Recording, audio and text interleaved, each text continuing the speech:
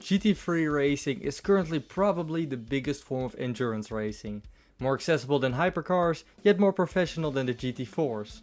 Over the past decades, GT3 has grown from a secondary GT group at best to the car seen on the biggest races around the world. From the Nürburgring to Daytona, Kyalami, Fuji and even Le Mans, GT3s are basically everywhere. However, where did it all begin? Before the class became an international stage where the most iconic car manufacturers of the world battle it out. Let's take a look at the first 10 cars ever homologated to the GT3 class and see just how drastically the world of GT3 racing has changed. My name is KR the Car Guy and let's dive into it. Cue the intro!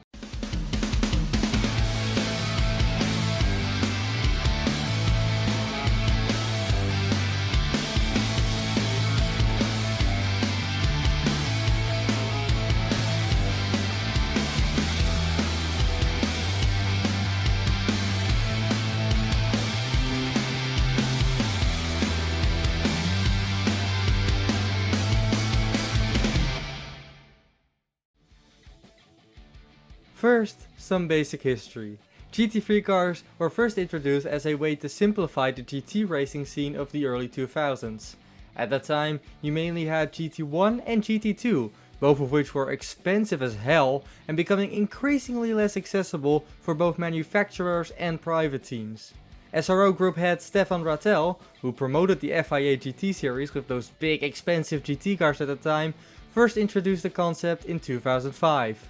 This newfangled GT3 nonsense would include already existing race cars, such as the Porsche and Ferrari Cup cars of the day, along with cars that didn't fit in either of the GT classes, which was increasingly becoming every single GT car as GT1 and GT2 gravitated towards the high-end super and hypercars.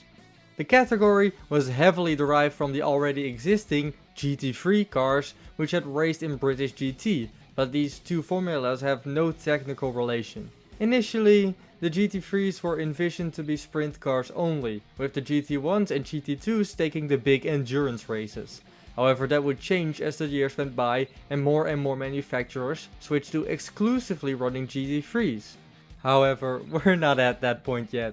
We're at the point just before the 2006 FIA GT3 European Championship, where the first FIA GT3 cars would take to the track with a balance of performance system. Something that would later spread to every form of endurance racing ever. Let's take a look at these cars. GT3 cars were luckily very well kept track of. Not.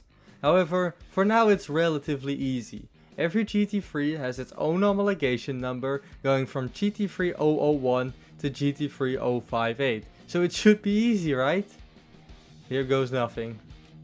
GT3001 was homologated on the 1st of October 2006. Yes, during the first season, homologation's a weird process, don't worry about it.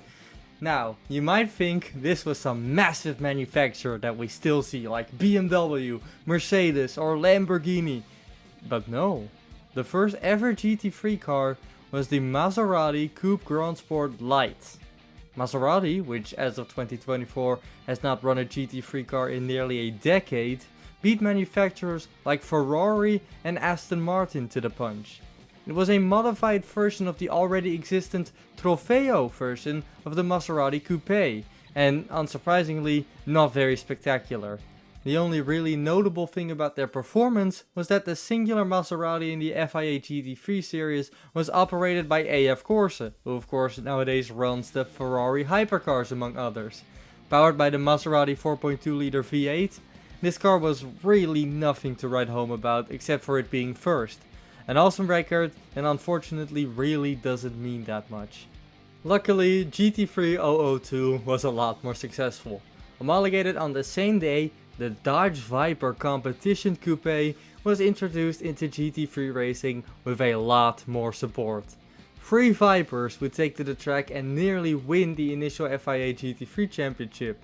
But apart from that original season, these were just really competitive cars all around. 800 plus races, 74 victories, all with that giant V10. Dodge really had a winner with this car and thus provided the first successful GT3 car. It's worth mentioning that Dodge hasn't run any professional racing apart from the NHRA drag racing series in ages either, meaning we're still yet to find a manufacturer that is still active in GT3. GT3003 provides us with just that. That homologation number belongs to the Aston Martin DBRS9. Quite a fast car when it was initially introduced. It was a downgraded version of the GT2 DBR9, and just like its older brother, this car could compete. Big wins in Sebring and Le Mans, along with British GT championships, ensured that the baby Aston would also go down in legend. It would become a favorite with privateer teams across the GT3 world. Aston Martin has since been a big supporter of the GT3 class, still going strong to this day.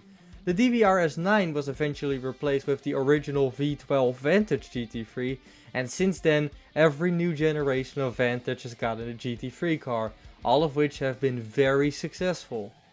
And the now established brands didn't stop coming. Don't even clip that, don't even dream it.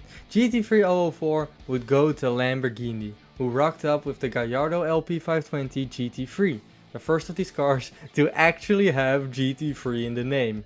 Once again a manufacturer who would put in the work, and it once again paid off. The Gallardo would also win championships, such as the 2010 ADAC GT Masters, along with races around the world. It would also form the basis for the Lamborghini Gallardo Super Trofeo cars, which would compete in their own individual series. Lambo clearly saw value in the GT3 formula, as they are also still active, replacing the Gallardo with the Huracan GT3 in 2014 and updating that model ever since, with a new GT3 based on the new Temerari, however you pronounce that, on the way. We've finally gotten some brands who are still very active in the GT3 world. Let's keep that going. Oh yes, sorry, I have to take this call. Hey. Bergmeister drives him to the wall, down the front straightaway, rubbing into the wall. What do you mean there's more privateer shithousery on the way? And he crashes it big. Oh god damn. GT3005 belongs to the Corvette CO6R GT3, which was not produced by Corvette. This GT3 monstrosity was built by Callaway Cars, an American tuning company that wanted to race Corvettes in this new FIA class for shits and giggles. The worst part? It actually worked. The Z06R GT3 was an insanely competitive car that would win FIA GT3 championships and quite some races. Now Callaway, until recently, was still very active in GT3 racing, also being the ones who just privately decided to make a C7 GT3 car, although this time with GM's permission. However, after years, Corvette has finally entered their own car into the GT3 world with the C8 Z06 GT3R. Only took him 18 years. GT3006 would be an even more insane entry, because here we find the Ascari KZ1R GT3. It was based on the KZ1 supercar, which was quite literally named after the initials of the company's owner. Talk about ego. Only 50 of these were ever produced in its 5-year run, which was just barely enough to be homologated. Both the street and race cars were hand produced, a practice that would eventually bankrupt Ascari, but it meant that these cars were very unique as they rolled onto the tracks of Europe. It didn't do a whole lot, getting only 17 wins, only one of which was an overall victory. However, the hand-built mid-engine supercar was definitely quite the sight at GT3 events. Ascari would go bankrupt in 2010, but the KZ1R GT3 would start races until the very end, a very resilient car. Unfortunately, it would never be able to compete at any meaningful level, because only a month after the KZ1R's homologation, GT3 history would change forever to the horror of the other manufacturers.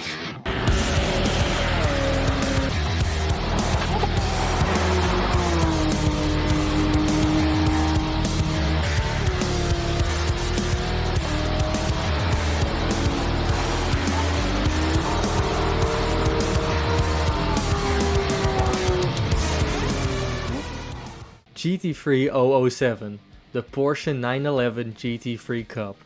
I'm introducing it as some sort of supervillain because quite honestly, it was. Of all the manufacturers we've talked about so far, Porsche is the only one to have consistently been fast for the nearly 2 decades the GT3 class has existed. Even brands like Aston and Lamborghini had growing pains, but Porsche would immediately win the first FIA GT3 season and just wouldn't stop. As we progressed into the 2010s, they would get far more competition from some big brands, but were absolutely not there yet. As of right now, these GT3 Cups, which were just reworked Porsche Super Cup cars, would be terrorizing racetracks around the world. Maybe GT3 008 could stop them, right? Of course! The problem is GT3 008 doesn't exist.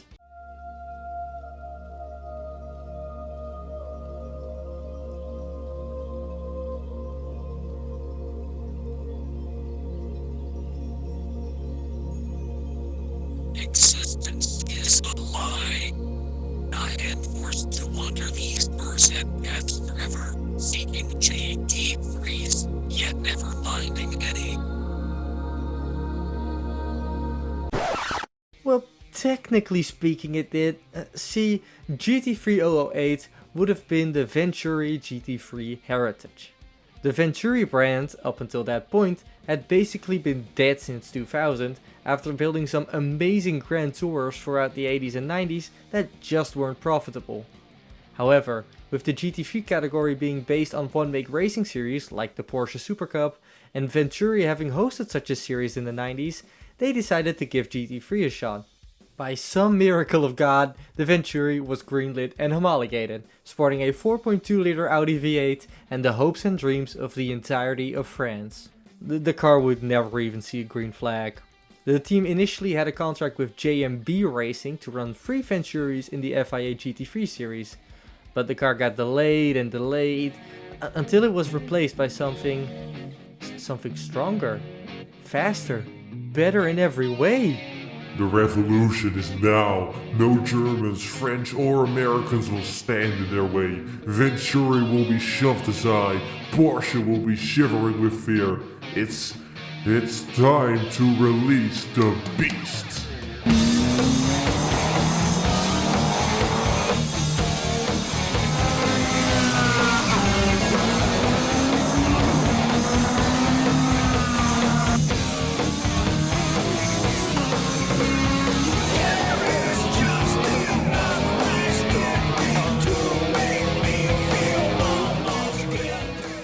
Yes, the Venturi never stood a chance when JMB, due to the delays, started running GT3 009, the Ferrari F430 GT3. The F430 would kickstart Ferrari's GT3 career, one that would, like Porsche, be immensely successful up until this day, where the 296 GT3 continues to win races. The F430 would fight with Porsche and Corvette for the top positions of the early GT3 years, and was arguably more consistent than both. Just like the Porsche, the Ferrari was based on a one-make series, the Ferrari F430 Challenge car, which proved to be a winning formula in the first few years. Although the F430 GT3 is officially GT3 009, due to the fact it quite literally shoved the Venturi out of GT3 racing altogether, it's only the 8th GT3 car to take to the track. That means we have 2 cars to go, which means we'll likely see some big manufacturers, right? What? Yeah, most people might not be aware of this, but this was actually the first Ford Mustang to ever get homologated for GT3. Designated GT3 010, the Ford Mustang FR500 CGT was entered into the FIA GT3 series and some other races, and really did absolutely nothing except look batshit insane. It was powered by the classic 5.0 Coyote V8 and was fully factory backed. I can't stress this enough. This was not like privateer shithousery or something. This is a factory entered car. But no matter how much Ford would pay, the Mustang would be completely irrelevant to the GT3 battle, something it has in common with its modern counterpart. As time went on, the Mustang wasn't even the fastest Ford in GT3 racing. That would be GT3 011. What do you mean that's the wrong designation? They did what? GT3 011 would have been the Ford GT3, made by privateer team Matec Concepts. However, last minute, they decided to revoke their homologation effort to change the GT's engine up before eventually homologating it as GT3 016. GT3 011 would, like a GT3 008, never see the track. Except this time it's on purpose. So that must mean that GT3 012 is actually the 10th car, right? God, I wish it was that easy. Because for GT3 012, Jaguar decided to build a car somehow so illegal that even early 2000s FIA, who need I remind you let fucking Ascari and Venturi race, simply said no and it failed to be homologated. That's 2 cars in a row that have never even touched the racetrack. Then finally, GT3 013. Usually an unlucky number, but for us a godsend. Finally, we're getting the 10th GT3 car. Remember all the currently highly successful brands we haven't seen yet? BMW, Mercedes, Audi, McLaren. We have absolutely none of those. So take a guess what this is going to be.